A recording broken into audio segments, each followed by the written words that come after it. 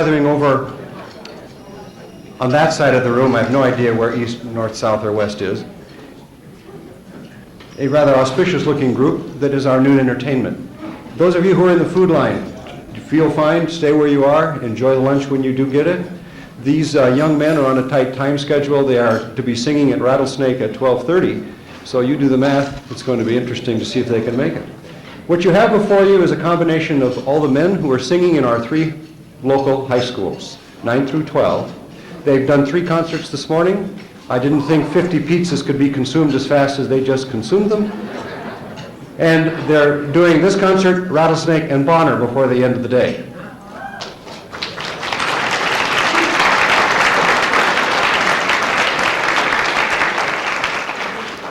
And I'm glad they picked today for the tour that they're on, because we were able to convince them to come here.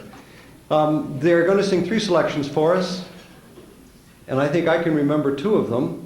Sing Hallelujah, directed by Vernon Carey from Sentinel High School. Nancy Labby from Big Sky High School will be conducting the 2nd selection, the one I can't remember. And the 3rd one will be Viva la Compagnie. That will be conducted by Dean Peterson from Hellgate High School. So let's welcome the combined Missoula County High School's men's chorus.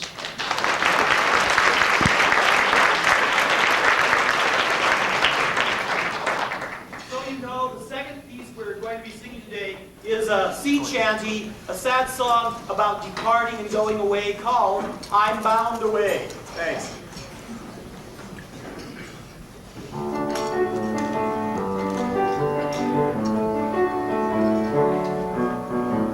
Sing hallelujah, sing hallelujah, sing hallelujah. Sing hallelujah, sing hallelujah, sing hallelujah.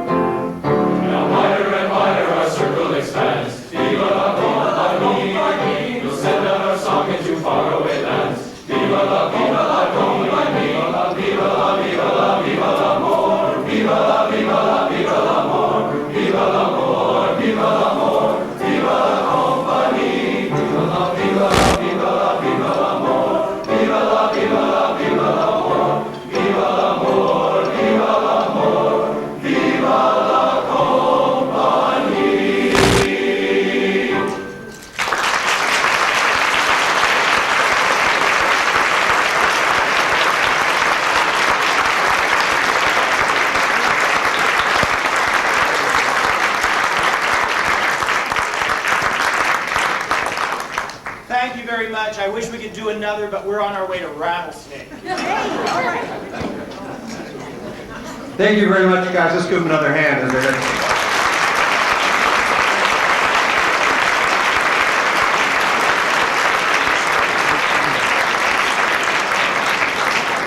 And as our entertainment is exiting the hall, I would like to welcome you all here to our at least our second annual Cultural Council Luncheon. We are so pleased to have such a wonderful turnout and such great support for this program from the community. Our President, Michael Marsalik, is in New Zealand on a honeymoon. I wish he'd get his priorities straight and be at the luncheon. So I'm happy to fill in for Michael today. I'd like to direct your attention now to your cultural kits that each of you received, and to let you know how they happened. Elementary students from the Missoula County Public Schools, under the direction of two absolutely wonderful art teachers, were able to manufacture these kits for us, starting as far back as last November. So I would like Nancy Zadra and Janet Potts, would you please stand? And these are the people who had these kits made for us.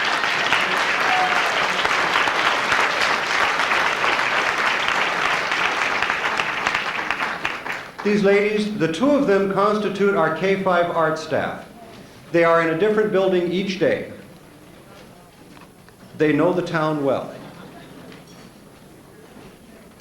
Now, in your culture kit, you should be able to find a CD disc created by WMQ Studio, a Business Committee for the Arts in-kind donation form, Discover Missoula Panoramic Map, Historical Museum, Cultural Treasures, MDA Gallery Guide, the Montana World Trade Center brochure, Montana Committee for the Humanities, the Montana Book Festival, the Wild Plum Station from Dixon, Missoula Children's Museum, Gifted Education Program reminder and a plea for mentorship, Missoula Writers Collaborative, Friendship Force, Travelers Rest, I won't even try that next one, Missoula Symphony, the Nature Center International School. Now we have some randomly dispersed gifts, so you may be the lucky winner. A BCA gift, 24 valuable gifts from National BCA and other affiliates.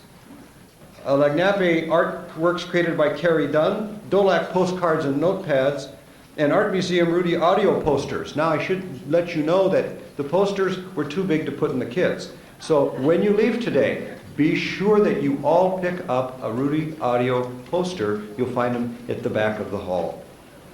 Randomly distributed event tickets. MCT, a pair of tickets to Death Trap.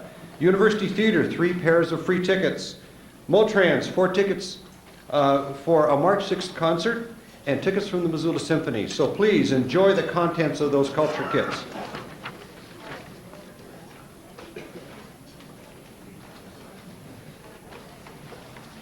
I'd like to take a minute now, if I might, to thank the organizations who were able to purchase tables today and sponsor a full table for which we were able to put lots of individuals. I'd like you to recognize St. Patrick's Hospital, the Montana Committee for the Humanities, Lambros Real Estate, Rocky Mountain School of Photography, U.S. Bank, the Beaudet Consulting Engineers, Institute for Medicine and Humanities, Merrill Lynch, Morgan Roth Music, the Montana Educators Credit Union, Devaney, Boyle and Moore, Dollar Rent-A-Car, and KMSOFM. Would you please give those folks a big hand for their support?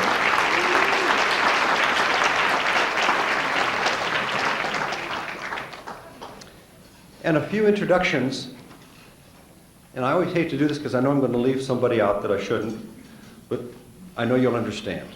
I'd like you to recognize Mayor Cadis and any other city officials or city council members. Could you folks stand, please, and be recognized?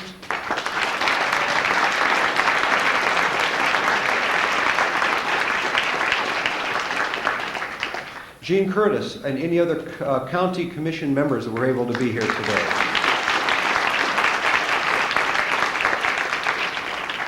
And are we able to attract any Missoula area members of the state legislature? Are you any of you folks here today? There we are.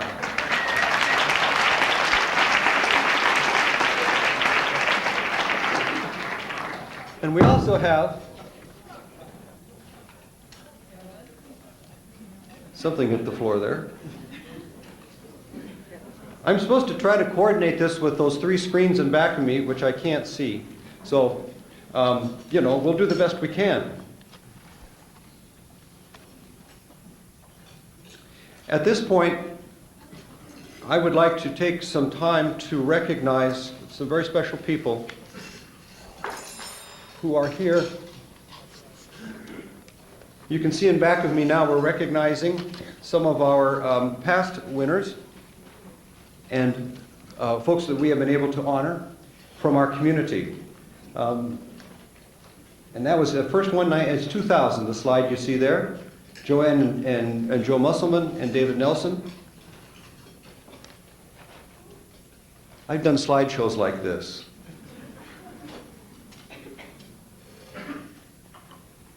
In any case, you'll see coming through on the screen, if we're lucky, the 2001 award winners. Our special guest that year was Bill Ivey, who at the time was the chairman of the National Endowment of the Arts. And our award winners are listed.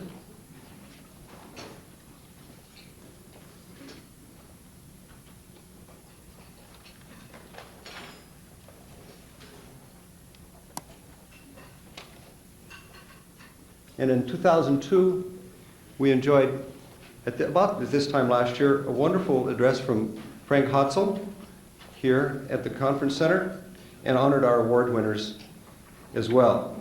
Could I please have all of those past award winners who are here today, would you please stand so we can be recognized once more. Monty Dolak, Dave Nelson, Joanne and Joseph Musselman, Terry Conrad, Don Carey, Monty Dolak, and Jim Karen. Thank you so much for being here. We have some special people today to recognize. Even considering that he has had 94 years in which to pursue his twin passions as teacher and musician, Gerald Doty has compiled an amazing career in both fields and has enriched the quality of life in all the communities where he has taught and performed. Missoula has been blessed with his presence since 1950, when he began the first of 5 summer session appointments as a visiting professor of music at the University of Montana. In 1958, he joined us full-time and began his 18-year period as a member of the faculty. Served as department chair and 16 years in the Montana String Quartet. Among his contributions to Missoula's musical environment, too numerous to recite here, he has been concertmaster and assistant conductor of the Missoula Symphony and is principal of the second violins and violas, and some 25 years as a church choir director. He started the University of Montana Suzuki Institute in cooperation with several other musicians and has been a longtime Missoula violin and viola teacher. Currently, he has 20 students of all ages and assists with beginning string classes gratis at Lowell and Prescott Elementary Schools. He remains an active supporter of cultural activities in Montana. He still frequently attends weekly rehearsals of the All-City Orchestra, 6th, 7th, and 8th grade All-City Orchestra, and works with those students, again, free of charge. He has no signs of slowing down. He's going to keep teaching. We want to recognize the wonderful contributions made to our community by Dr. Gerald Doty.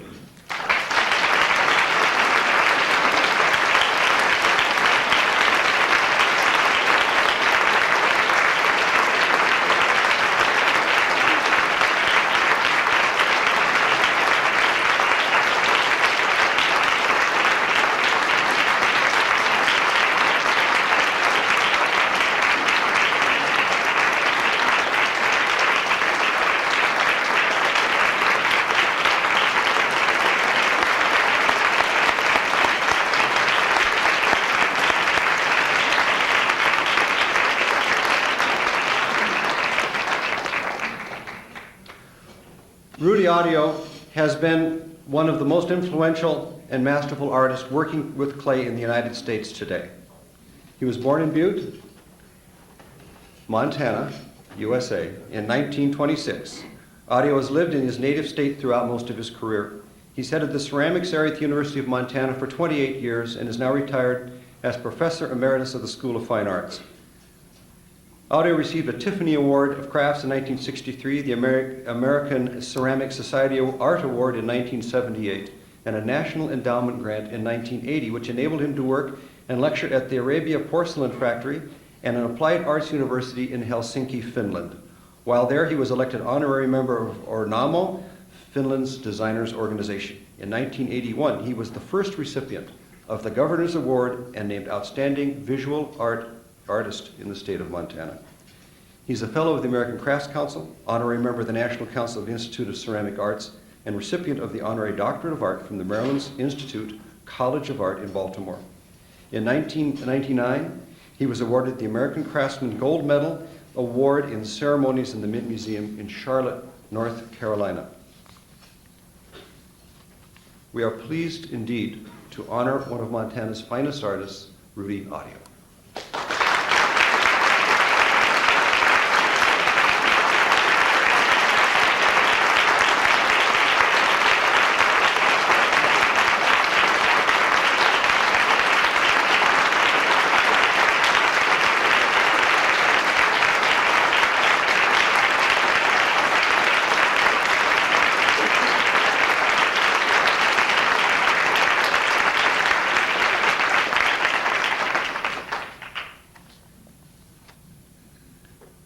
Cheryl Nothi is both artist, director, and writer in residence for the Missoula Writing Collaborative. She is co-author of the teaching text, Poetry Everywhere. Oh, good, the right slide.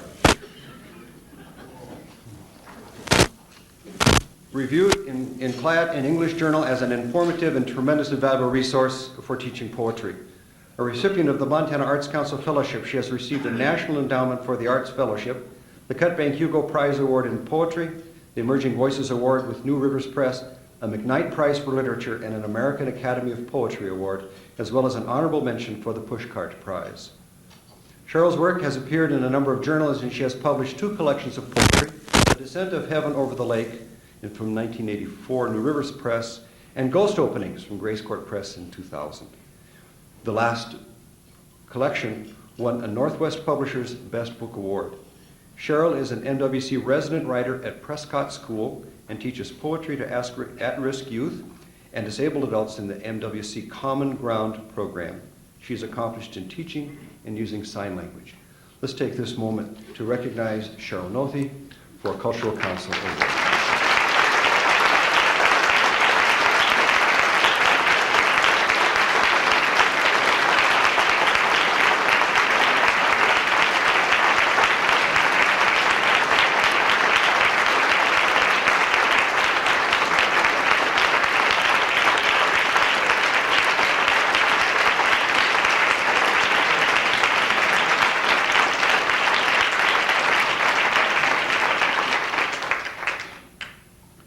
There's a plaque in the entry to the building that was once Central School, probably still is Central School, that now houses part of the MCT organization. It reads, "The heart of any community beats stronger where there is art and culture to stimulate and satisfy it."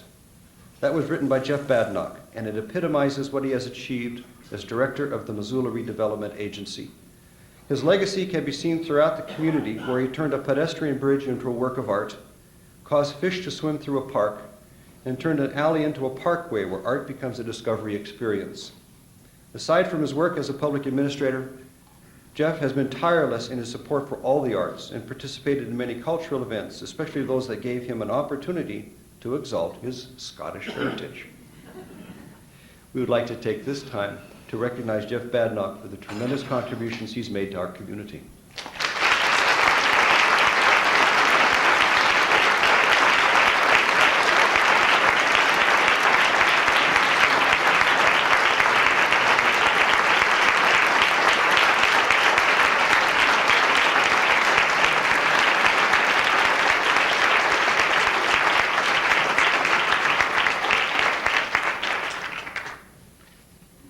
Four individuals that have made this a much, much richer community.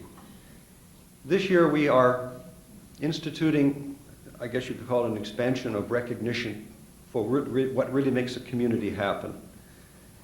It's natural that Southgate Mall should become a cultural center in addition to a shopping mecca, because the Lambros family has been a fervent supporter of the arts and culture in Missoula. As managing partner of the mall ownership group, George Lambros has emphasized beauty of structure and form, as well as functional appeal in the mall's construction and appearance. Thanks to his leadership and support, Southgate Mall is a community cultural center. The hallways there are not mere pedestrian walkways. They are hallways to history that picture the emergence of Missoula as an urban center. Each year, Southgate Mall becomes a giant display for the artwork of students in Missoula's public schools. Recently, the mall hosted a massive Lewis and Clark exhibit with lectures and other activities. And in the past, the mall collaborated with the Missoula Cultural Council to host Art Train for a 2-week stay.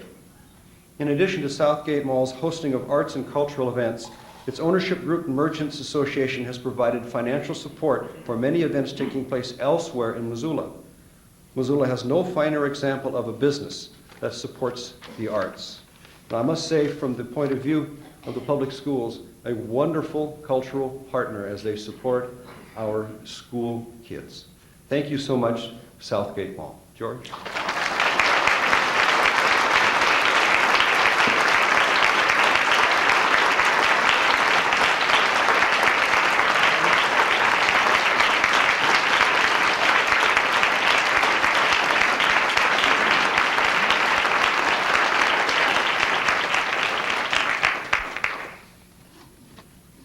I guess it's maybe natural that Bruce Miklas' interest in music should result in his creating a business that has become the hip icon of Missoula as a place where music and many other art forms flourish. Rockin' Rudy's was established in 1982 in a small store on Higgins Avenue, moved as it grew, and finally expanded into the historic Eddie's Bakery building on Blaine Street. There's now a second store at 1710 Brooks to handle the variety of merchandise that makes Rockin' Rudy's one of Missoula's top tourist attractions.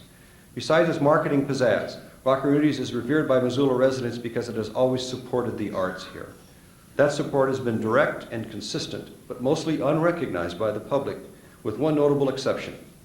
The back page of the Missoula Independent is devoted each week to promoting a local arts and cultural event. To be featured there is something on the order of an Academy Award or Grammy. It's the most visible sign of how this particular business has supported the arts in Missoula. I must say that whenever our friends come to Missoula to give us a visit, one of the things we do is go down and have a Rockin' Rudy's fix and walk through and see all the wonderful things that are there. So it's become really a part of the fabric of this community. Would you please recognize Bruce and Rockin' Rudy's?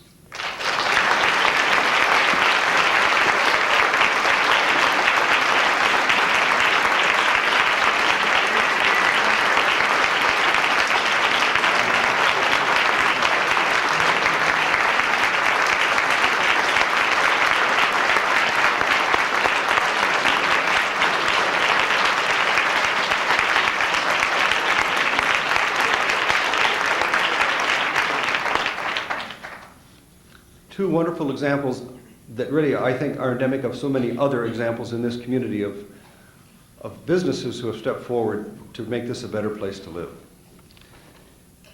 We now have a presentation to be made, I've been told.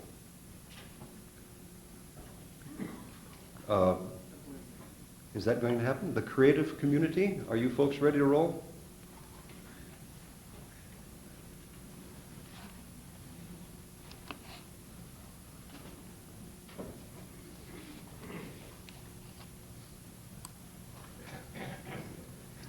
We have a presentation called The Creative Community. It's a branding presentation by Ken Quinn and E. Whitaker of HWMQ Studios.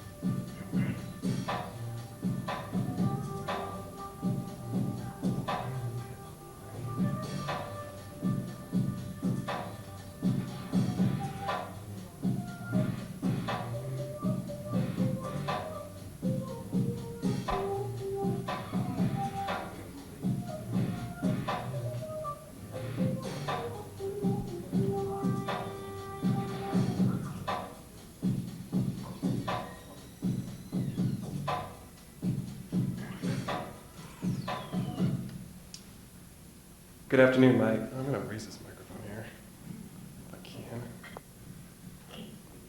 Good afternoon, my name is Ken Quinn. I'm co-founder of WMQ Strategic Studio. We're a brand development firm based here in Missoula, Montana. We're comprised of University of Montana MBA and MFAs who have collaborated talents and have decided to stay here in Missoula. And we've been asking ourselves, what really keeps us in Missoula? And really looking at the situation, it is the creativity in this community. It's the community of tolerance. It allows you to express yourself.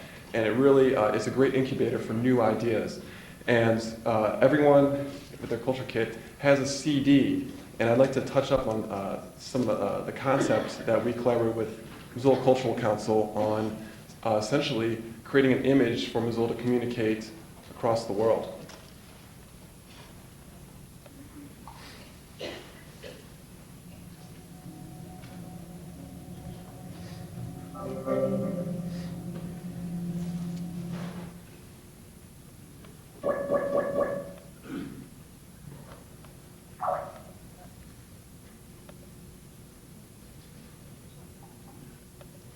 Now, first of all, I know there's several visitors here to Missoula, Montana, and if it's your first time, you're very fortunate because this is an exciting place to be.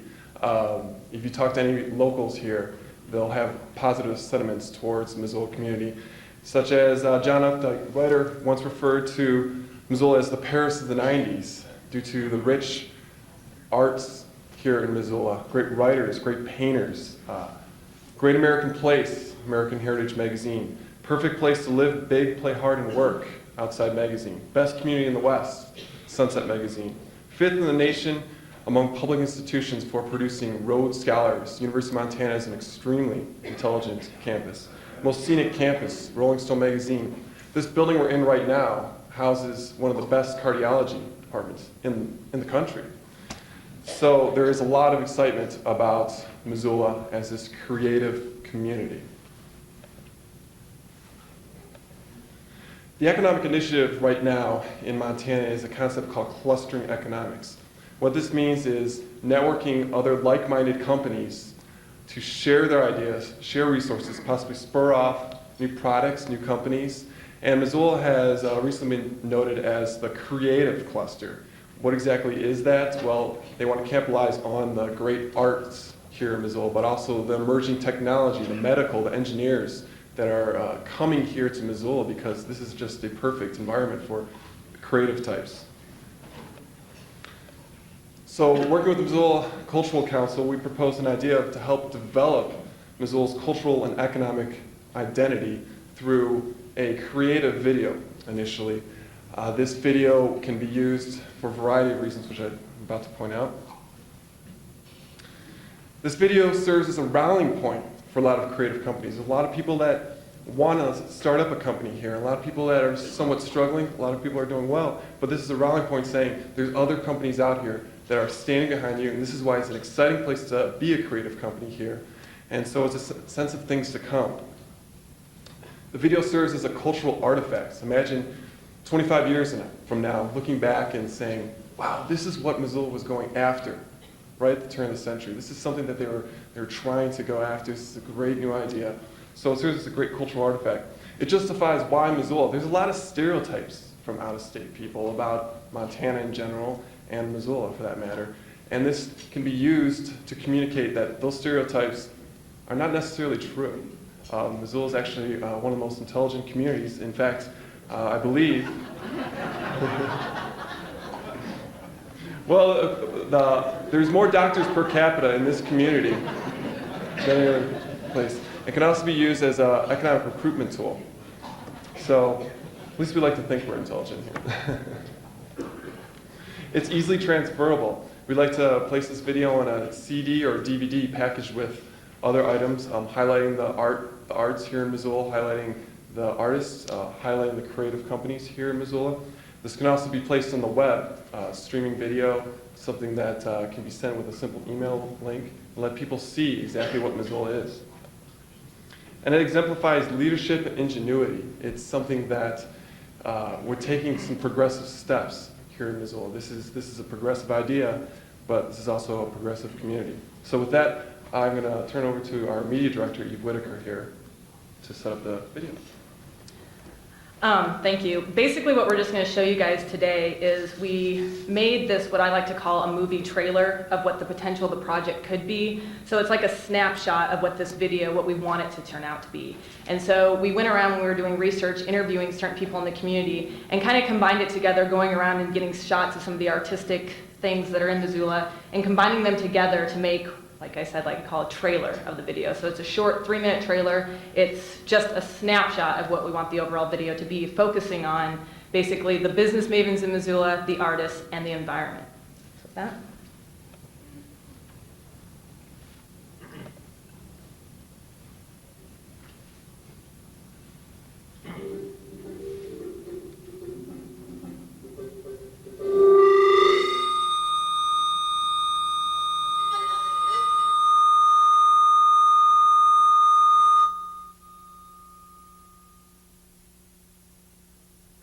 Sorry. I'll try that again.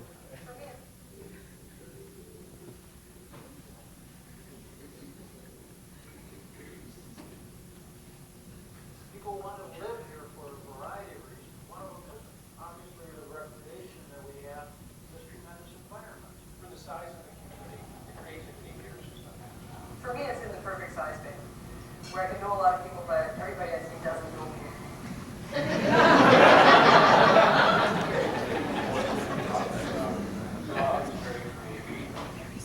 There's a great deal of talent in Missoula right now. I think it's going to only increase as time goes on. Well, it's interesting how creative people are the canaries in the mine for whether or not there's freedom of expression, freedom of opportunity, a community that's open-minded towards somebody trying something that's a little bit different. I think it's a leading indicator to see artists there. So what is it about Missoula that attracts creative people, and then layered on that attracts all kinds of other people that like to be around that energy? Incredible numbers of writers, musicians, and dancers, just the creative types that add a vibrancy. I've lived in Colorado, California, Arizona, New York, Ohio, New Jersey, Florida, and I've never seen that level of pride. Despite the fact that the town has enough of a population that there are the possibilities of these kind of new visions that you can come up with things, but it's small enough that you don't feel overwhelmed. I see Missoula and a lot of western Montana as having the same type of fervor that we saw in Silicon Valley when it was really getting started. Missoula is attracting high-tech, high-value industries simply because we are on the leading edge and incorporating our creative resources, our cultural resources into that kind of activity. If you're interested in a particular area, it won't be unusual for you to find one person in Missoula who knows as much about it as anybody in the whole world. Missoula is much more like a Seattle or a Santa Cruz or a San Diego or Boulder, Colorado, or Collins. It's that kind of connection, I think. And I think part of that has to do with the people who come here and the people who are already here realizing that the future is now, in some sense. That really, all you have to do is embrace the fact that the talent is here and go do it.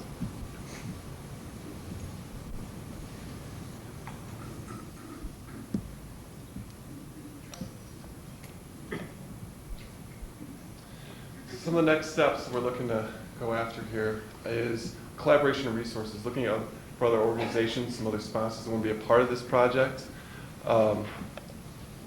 That'll really determine the production scope. We don't feel like this should be a WMQ product. We want to involve as many artists, as many creative companies as possible on this. We talked to a GIS company earlier this week that wanted to see how they could be involved and implement some of their technology and such.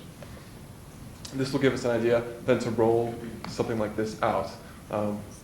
Again, we can have this available for every creative company or every business here in Missoula, and it can also be used as this economic recruitment tool. So again, this is a progressive idea for a progressive community.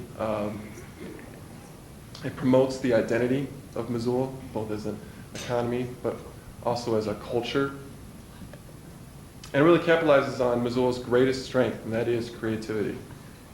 I want to thank Missoula Cultural Council for helping us get this off the ground, and Ion Solutions for doing some of the programming for the CD. So I really appreciate your time.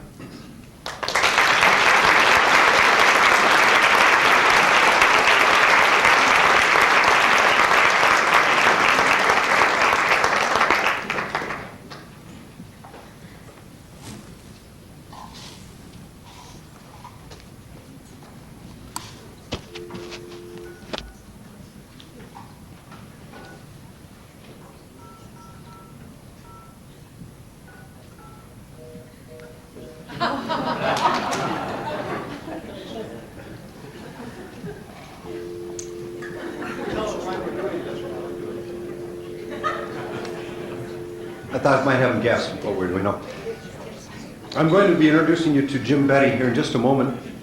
Jim is the director of the Missoula Cultural Council that has headed up our Business Committee for the Arts Committee. And we are at this point trying to contact the executive director for the Business Committee for the Arts, who tried to go to the airport yesterday in New York and couldn't even get to the airport to have her flight canceled. So she called us last night at a reception we had for our award winners, and was going to try to call back, or we were going to try to call her today during the luncheon so she could greet all of you. She very much likes to come here, but is obviously she's busy, so what can I say?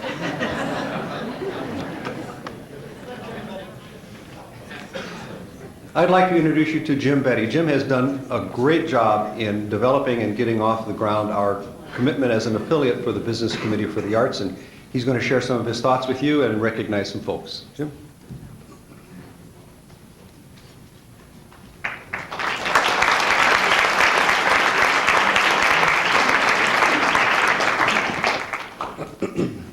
Our theme for this luncheon today has been Missoula as a creative community. The Missoula Cultural Council has, I think, done a wonderful job of incubating, facilitating, being a part of the arts and humanities, the cultural energy that this community has. We all know it. It ranges from the X's on the north end of Higgins to the mall and all they host, and the university and the grizzly bear that we all walk by when we get onto the campus. It just goes on, and we're all privileged to be a part of that. I mean, it's writers, it's art museums, history museums, and we underwrite those particular initiatives, and they all return so much to us. I'm on the other side, however. I'm not an artist, and yet I appreciate those dividends of being in Missoula. I'm a businessman. And the reality of my sitting on the Cultural Council is finally bearing fruit when we started exploring with the Business Committee for the Arts through Judy Jedlicka, who we were just trying to connect with here to find a busy signal, and she is a busy lady, so that's probably not surprising. But we have a business community here who I've always identified as entrepreneurial, able. People reside in Missoula only if they're able to make a niche for themselves. It's not an automatic to get on an assembly line job or to take on a corporate job here. And yet the Cultural Council realizes that the marriage of these two entities, the creative energy that can result and be expanded upon, is only going to happen if we take that initiative. So we have affiliated with the National BCA, Business Committee for the Arts, and we have actually stepped out, and Mark and I have visited a small number of your companies and invited you to be charter members. This process will continue. I'm going to mention, we've visited 7 or 8 of you, and each one of you have said, yes, I would be willing to step up and be a charter member of the Business Committee for the Arts. So I would ask the following individuals to stand representing their companies. Tom Bodette, Bodette Engineering. Deb is not with us anymore, I guess. Oh, Deb is here, Deb in the back. Thank you, Tommy. Just stay standing. Give you a little exercise here. Kevin and Kim Gordon of Gordon Construction. Jay, Jeff, or Joe Taylor from Dollar Rent-A-Wreck. They couldn't be here today. Okay. Faye Hansen Warren, U.S. Bank. Ken Quinn, Eve Whitaker, who you just heard from WMQ Studio.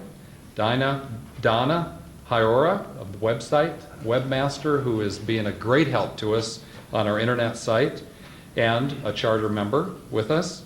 Neil Chappett, Rocky Mountain School of Photography. Thanks, Neil. And Tom Devaney of Boyle, Devaney, and more. These are just, let's just give them a hand for being willing to step out.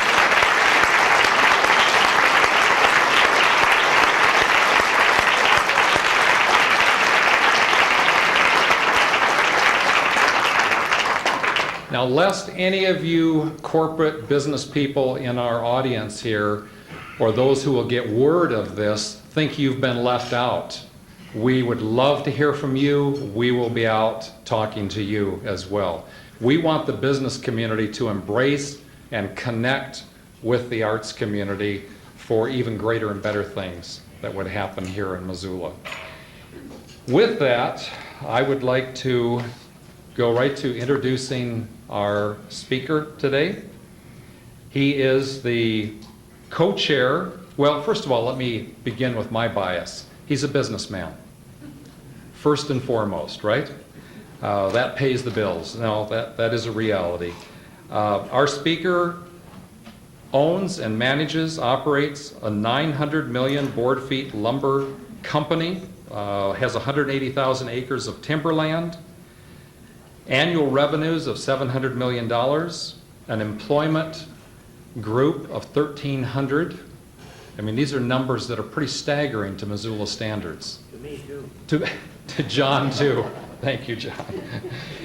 They do humble anybody. But today's speaker has the following credentials that exemplify the connect between the arts and humanities of Portland, Oregon in his case, but also on a national level, and the arts and humanities. He co-chairs the Fresh Aria, the campaign for tomorrow's Portland Opera. They raised $25 million.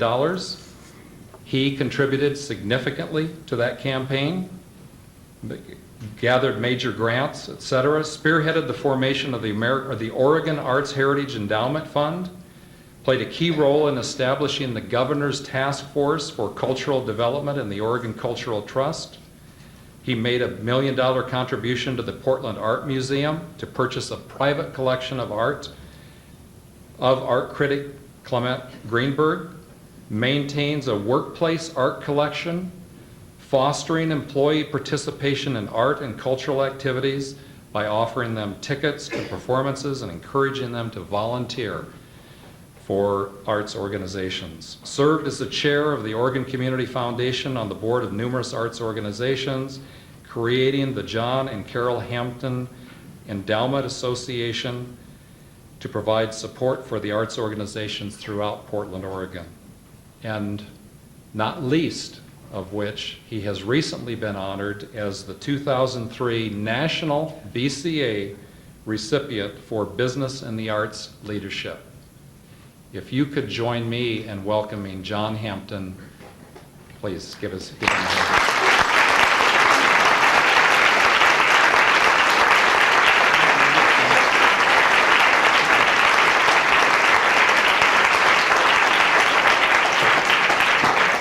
Thank you very much. I can't tell you what a warm reception I got when I arrived here last night. They gave me an assignment with incorrect information. I was told that you were on the verge of learning how to become a business committee for the arts, that you were in your fledgling state, that you wanted to attract creative people, and that you needed guidance. So I spent my time developing this based on a faulty premise. So you're going to get it anyway. Frank Hodgson spoke to this group last year, and I was sent a copy of his remarks, and I confess that they are so articulate, so clear, so directed, so logical. Everything is linear in his talk, and he winds up with a banging conclusion. You're not going to get that today. I'm a lumber manufacturer. They refer to us as sawdust savages. So my presentation will be somewhat less structured and probably less illuminating. I want to congratulate the winners of these awards.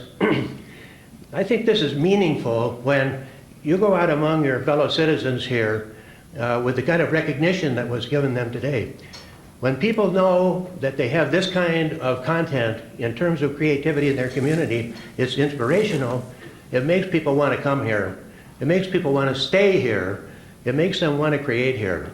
And that is the fundamental nucleus of the growth of businesses in that area. Before I get into this muscling development here, I want to tell you that I never expected, coming from Portland, that I would be eating buffalo chip stew last night. And if this is an example of your kind of creativity, it's raised a little question in my mind about that. Now, I hope that was only the label, or maybe I misread the label.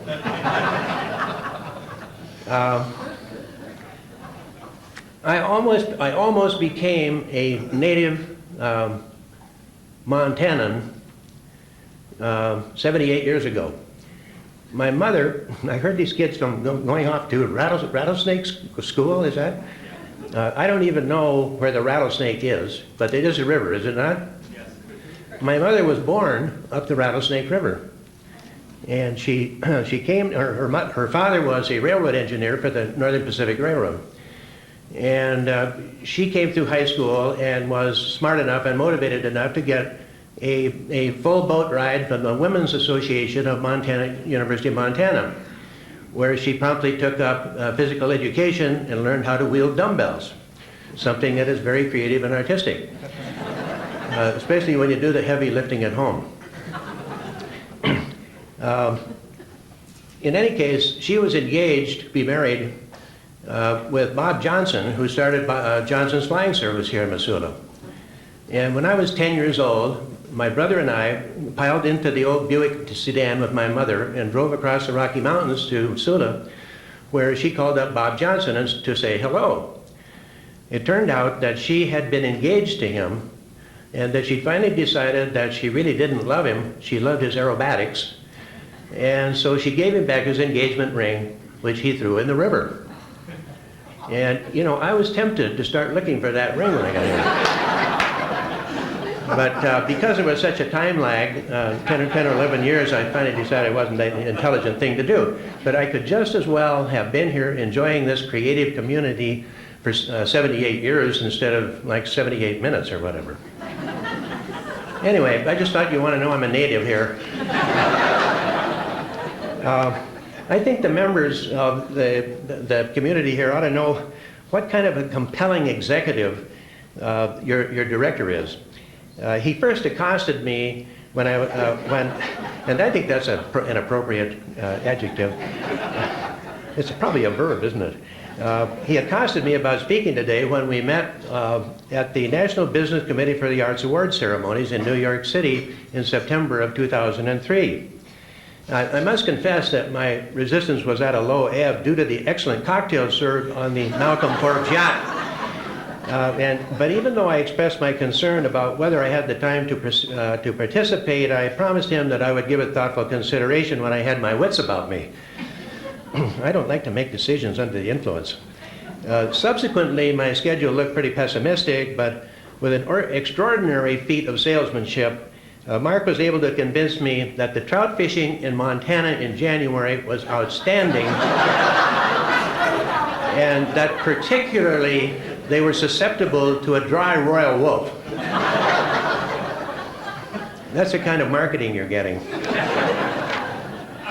I want you to be on your guard. If he can get away with a kind of caper like that, just think what he can do to you over the next year. Fortunately, I was able to maneuver my schedule around so that I could be with you today. I must confess I'm a fervent supporter of the Business Committee for the Arts. We have been members for many years. In Portland, that organization is more than 25 years old. Our chapter in Portland is an outstanding success primarily because it's led by Virginia Willard, who has extraordinarily creative powers of her own.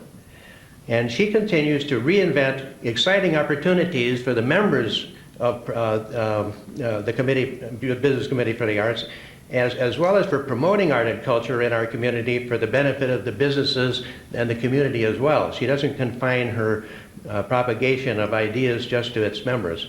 She's out in the community constantly.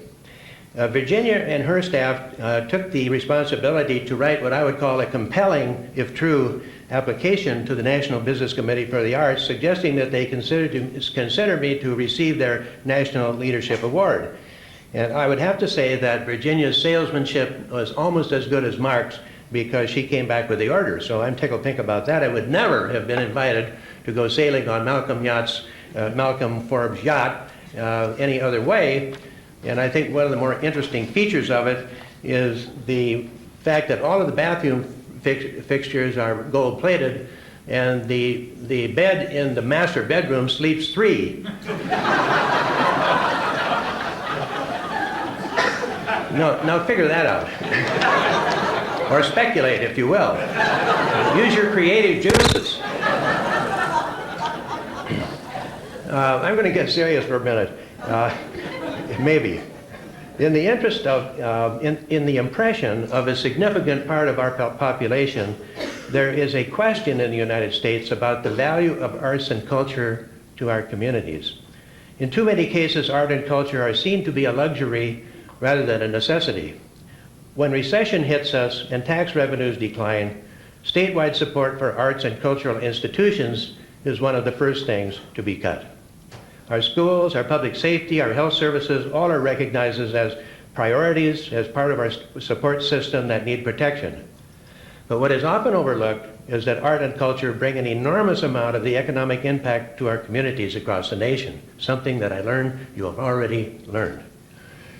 Thoughtful evaluation of the contribution made by these institutions, delivered through a widespread education of our state legislatures, present company accepted, no doubt, can hopefully bring about a change in attitude, because continuing support of arts and cultural institutions at a reasonable level is not only good for our society in the longer term, it is necessary on a more or less stable basis.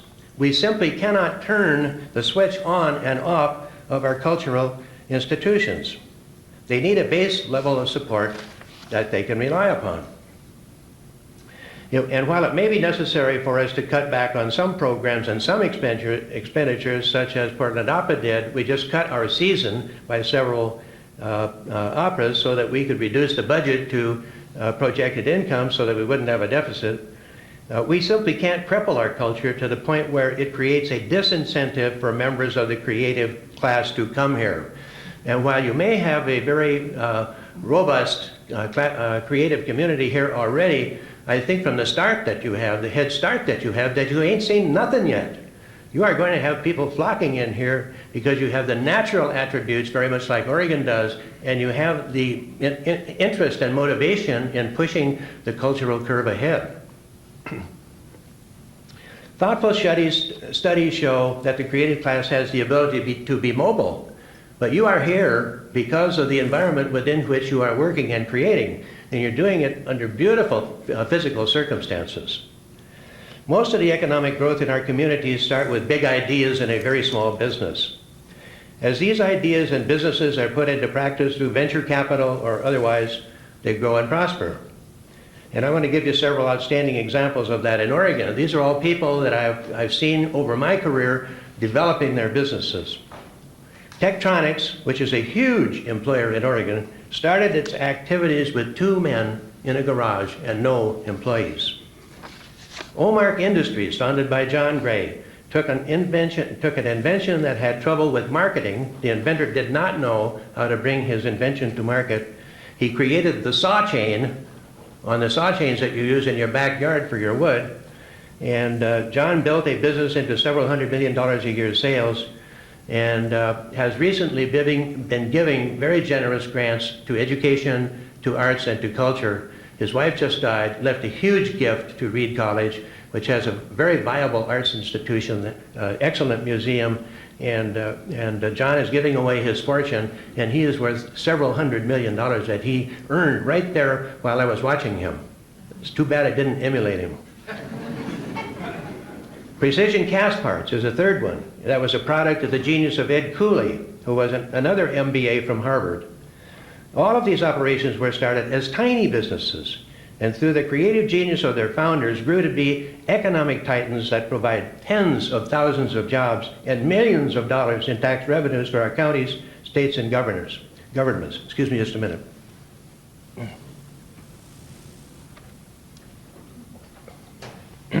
I'm a recovering bronchitis patient. My doctor said it was okay to come here if I didn't talk to you face to face, but gave you through the microphone. I'm sure that many of you have read Richard Floreda's book, The Rise of the Creative Class. I had a couple of plane rides lately, and I got a chance to digest the whole thing.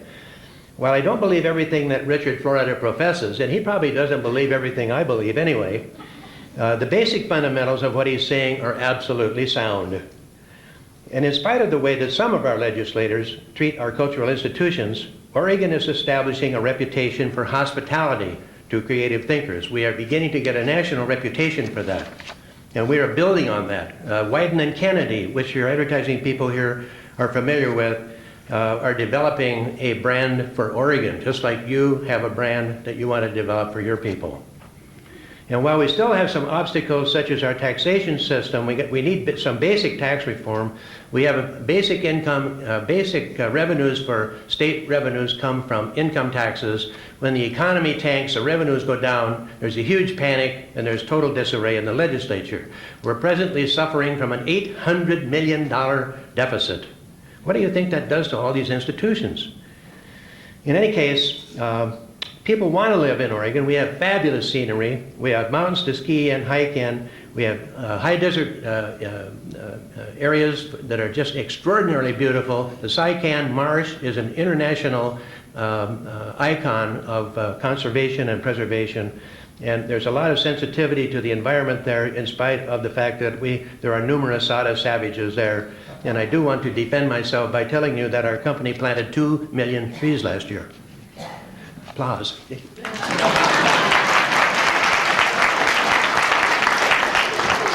I didn't bring my flack with me, thank you. While we still have some obstacles in our taxation system and a lack of basic support for our school system that need correction, oh, I read you that. I didn't even think it was that good. The patrons and policymakers of Oregon's institutions have something in common, and that is a basic belief that art is more than just enlightening entertainment, which do in fact lure people and their pocketbooks to concert halls, galleries, and bistros, and we appreciate that revenue. But these people argue that a vibrant creative culture is a necessary condition of prosperity, without which our climates cannot thrive. There's no way. Art attracts the types of workers and generates the kinds of discoveries that will keep the future economy humming. Art matters not just because we enjoy it or because we enjoy making it, but because it makes our economy grow. Arts organizations across the country have generated reams of studies in recent years demonstrating the direct and indirect impact of their patron spending on culture. Artists constantly comment that people in Portland are open, curious, intelligent, and engaged. We recently had a fabulous art festival, which some of you may have read about. It was put on by a very creative art director, Christy Edmonds, and it was a week's exercise in bringing people from all over the world to do different kinds of disciplines in producing art, dance, whatever. We had counted noses that 3,000 people came to Portland just for that arts festival alone. And we know that when they went back home after digesting what they received there, including exposure to the Pearl District, which is a fabulous thing that is developed. We have the same kind of urban renewal requirements that every other city of our age does, The Pearl District has made several multimillionaires in the appreciation of the real estate, and it's because these cultural people are making art down there. The boutiques have gone up. You cannot find a place to park, trust me. It's just really complicated how fast this thing caught fire. In any case, this is the kind of activity that we look forward to producing revenues from which we can produce further quality growth. Barbara Steinfeld of the Portland, Oregon Visitors Center did a study which identified that the U.S. adults who traveled in 2000 tour as cultural tourists represented 81% of the U.S. adults. So there is cultural tourism out there, and you are on the hot and heavy track of catching up with it. We have one of the home runs in history, the Ashland Shakespeare Festival, which goes from June until October. It has an outdoor theater, which you would imagine, because it's an exact replica of the original. They have to stop in October because it has fairly high elevation and it gets too chilly to be out in the grandstands at night. But that one institution, the Shakespeare Festival, brought a very small county, Jackson County in southern Oregon, $129 million of income into that small community. That's the kind of power we have with the kind of things that we care about up here in creativity. No less authority than management guru Peter Drucker has long challenged business leaders to, quote, do well by doing good. And to invest, he says, you should invest in nonprofits that build the fabric of communities. The kinds of people that are attracted to Portland are scientists, engineers, university professors, poets, novelists, artists, entertainers, actors, designers, architects. Richard Florida estimates that at the present time, in our population, in the workforce, 30% of those people are creative thinkers, creative producers. Astonishing figure. From a practical point of view, we have a gap in good business practices in many of our arts institutions. So we have taken a little different tack on that in Oregon. Quite often we've found that they face a management void, which is a problem that business people can help to solve when they serve on those boards of directors. For the last several years, our museums and institutions, because of the crunch on cash, have had to look at their situation as a business to be run efficiently.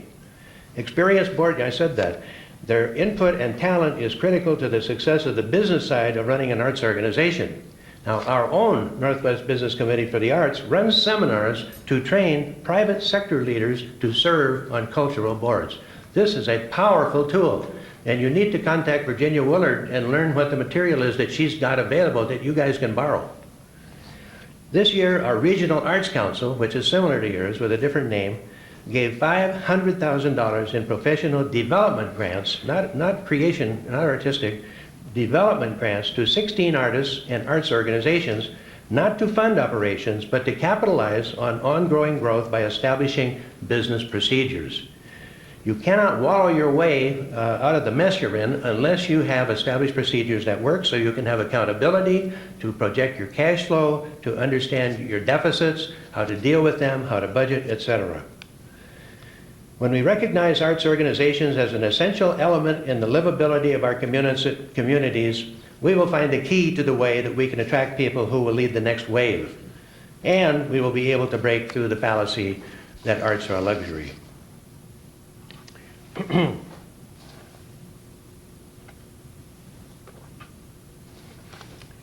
Now, let me describe what we developed as the first ever cultural trust in the United States, the Oregon Cultural Trust. I have some material here that I'm going to leave with Mark, which is sort of a map of what we did and how we got to where we are. So I'm not going to go into detail about the whole thing, but I will give you just a few highlights so you kind of see how the process worked. And then with what I'm leaving him, you have a roadmap.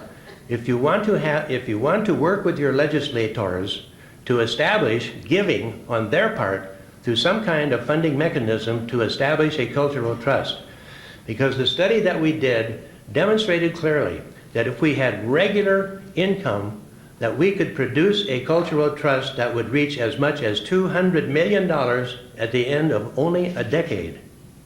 And part of that is a tax mechanism that enables people who have given to an arts or cultural institution the ability to make a $500 tax deduction, a direct offset to their tax bill, if they have given previously something to a local 501c3. Businesses also had the same potential to do that, although the last legislature, because of the cash crunch, took 20% of that away. Typical behavior. But 80% of the businesses can claim up to $2,500 times 80 for contributions that they make, and U.S. Bank will tell you they make more than that. And by the way, they are my banker, and I have to get on the plane to go back to cover some checks that I wrote before I left. But that tax mechanism is huge in terms of ongoing revenue if they'll just leave us alone and let it happen. The first year that we advertised this, we had contributions from the private sector of $1.7 million to the trust. We believe that we can market that broadly, and when people understand it doesn't cost them anything to give that $500 or that in case of the business $2,000, they're going to start doing this routinely. And they don't have to budget for it. It's just money that will automatically come off their tax bill April 15th. So the governor had the wisdom to establish a task force to discover what was needed in terms of improvements in our cultural environment in Oregon. And that task force spent an intensive amount of time reviewing with all the cultural groups all over the state of Oregon in 5 different locations, getting tremendous input about what were the problems, what were the opportunities, what should we do.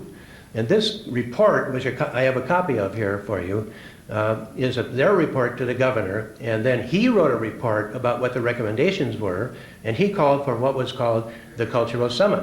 We had some 350 interested people and people working in the cultural environment who came to that thing to decide, okay, how are we going to get a funding base established and after we get a cultural trust established by the legislature.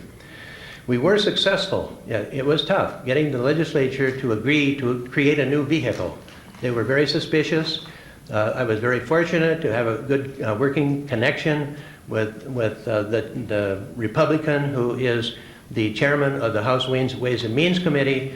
He was going to shut us out, and it would have killed the bill when it was making its way through. I managed to convince him at least give it a hearing, and we got by that obstacle, and we went on to success in getting that bill passed. And that established then the first Oregon Cultural Trust with all the bells and whistles. It's like a piece of legislature frequently is. It has things that we didn't need, but things that the legislature felt were important. And so we reached a compromise with them, and the thing was born, and they just about killed the baby in the next legislature. They also gave us the title to a significant amount of surplus state real estate. And if you want to do this and establish a trust, you certainly need to explore some of the wide open spaces that may be owned by the state, because they could be an absolute gold mine to the trust at some point in time in the future when they become marketable. We sold the first piece of property, and we had to share that with another institution that had a constituency in the legislature. And we got $7.1 million as our share of that sale. And of course, then the next legislature came around and took $3.5 million of it back. So I would recommend that you find a way, if there is a way, to try to make it insulated. Once it's there, it should be there. You cannot jump this thing backward and forward. It'll drive you nuts. I know I've been there. You can probably tell. In any case, and I can understand the pressure they were under with an $800 million deficit staring them in the face. Anyway, one of the funny things that came out of the recommendation from the governor's office was that the Oregon Cultural Trust, which has its own independent board of trustees, should be merged with the Oregon Arts Commission.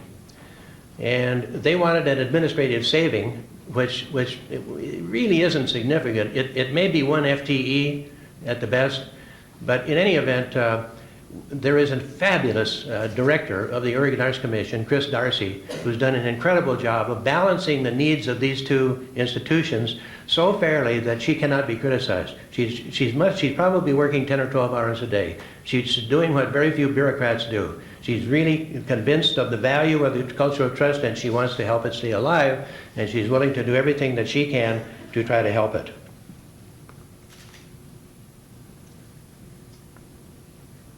I'm jumping around here in the interest of catching my plane.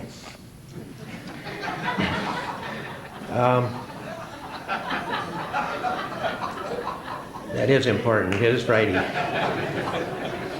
Oh, what I want to impress you with is the importance of seeing your legislators early, not just during the session. You need a plan. We have a plan here. You can adopt features of it if you choose. You can call Chris Darcy to talk about it. You can call Virginia Willard of the BCA to talk about it. But I would encourage you to think about this conceptually and see how we went about building up a constituency that was impressive in the legislature. But we made a mistake. We should have gone to see candidates for the legislature before the election. And I highly recommend that you do that. Sometimes the delivery is something less than the promise. What you need to ask these folks asking for your vote is, where do you stand on financial support for cultural institutions? Will you support a continuing level of financing to our arts and cultural organizations and state funding? Two key questions. And I think you'll be surprised how much support you will have if you want to do this, how much support you will have when you go in there and remind these folks, you had this coffee and you can remember, and it was very serious business at the time, and we helped get you elected, and so here we are, and it's payday. That's a little crude, actually. But that sometimes helps too. Anyway, Oregon has very strong attributes in natural beauty and in cultural creativity and so forth. But as far as state funding is concerned, we were 50th in the United States. And if I remember my geography, there are only 50 states. And we were last in the union in state art support. That is ridiculous for somebody who wants to talk about what a great state we are. How can you do that? It's so inconsistent. How can you be seen as somebody who is sincere and have integrity when you don't do anything for your state, when it's such a puny amount compared to the money that has to be spent on all of the other needs of the state? In any case, there is a sort of a reason why we behave the way we do. We are survivors. The moment you are born, your instincts tell you, I got to get busy and survive. Your natural instincts as you're a child growing up are to save your pennies, save your money. You want that lollipop. By the time you get through high school and so forth, you're saving your money for hamburgers and a Coke with a date. And you go to work, you start a family. You have to defend your family. You've got to educate your children. You're going along here miles an hour until you reach about age 45. And maybe you are pretty successful by then, and you could afford to be generous, but you're just wondering, why should I do that? You know, it took me so long to get here and just barely had this money. It's not even cool yet.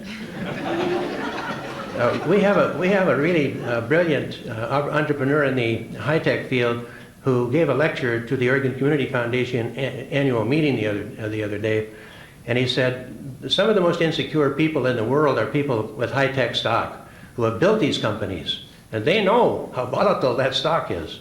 And even though they're worth millions of dollars, it's difficult for them to give away millions of dollars until after they have found a way to consolidate their revenues for the benefit of their families going forward. What I always remind them is, try not to give them a lot of money or it will ruin their incentive. And it works too. I just can't visualize how desolate our lives would be if we didn't have art and culture to nurture us as we recover from the stresses of our everyday life. I just want to volunteer the services of these people and our staffs, because it won't cost me any work time, to be helpful to you folks. We've been there. We know how to get it done. We're still learning how to defend the gains that we have made. But it can be done. You already have two legs to the stool here. This is just a wonderful campaign. I just look at it as a campaign that's a no-lose campaign. You cannot help but be successful. You got 2 strikes for you, not 2 strikes against you. You can do this if you do it with a cohesive action. But you have to collaborate and cooperate. And I want to tell you, not just Missoula. You're going to have to extend your breadth to a statewide reach, or you will not get support from the legislature. They're not going to support Missoula, Montana. But you can get support by collaborating with a summit conference like we had, provided you can get support from your governor. But that's where you need to start.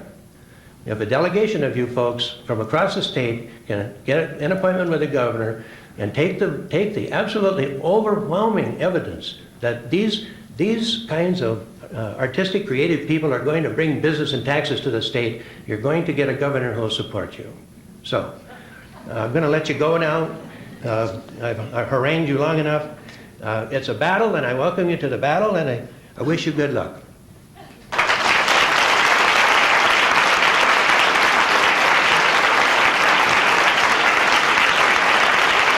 Thank you.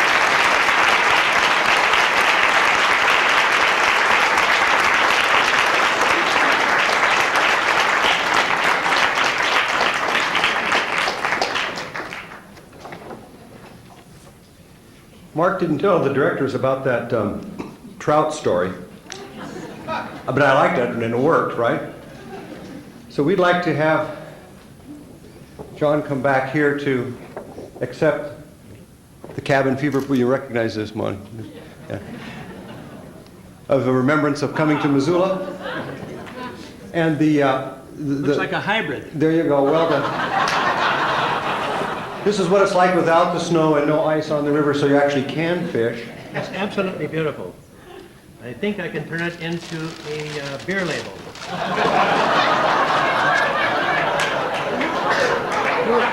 Who's the artist? Who's the artist? Monty, don't feel that. Thank you very much. No wonder they gave you an award. Could I ask you to find a way to send this home to me so it doesn't get all rolled up in my carry-on bag? And in his culture kit, we put some, Mark, what type? Clark Works is one and a dry wolf, 2. Dry wolf, too. And a book? Thank you very much. Guiding Elliot? This is going to be fun to read on the plane going home. It will. Thank you so much. It's been real fun to be with you. You're a wonderful group of people. Never seen anybody so open-handed. Thank you.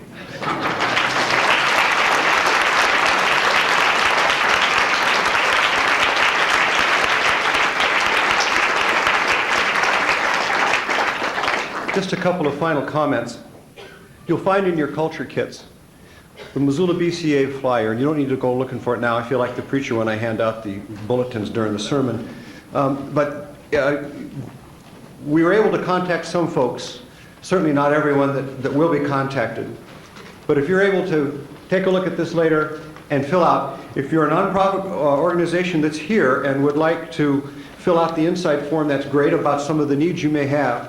The business is on the back of the form, some things that you might be able to help any particular nonprofit or arts organization with. So we urge you to take a look at that. I should tell you that Missoula is the smallest BCA affiliate in the country.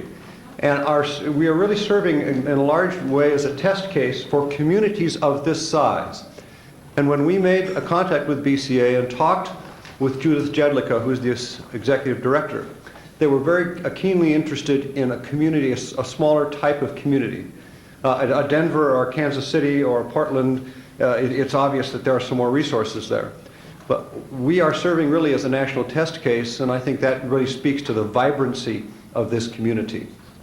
So I want to take this opportunity to thank all of you for being here, our award winners, our past award winners. John, wonderful to hear from you, and we want to invite you back when you can actually do some fishing. And you won't have to give a speech, just you can come and fish. That's a good thing. Well, and we thank you so much for being here and taking part, and we invite you back next year. Thank you very much.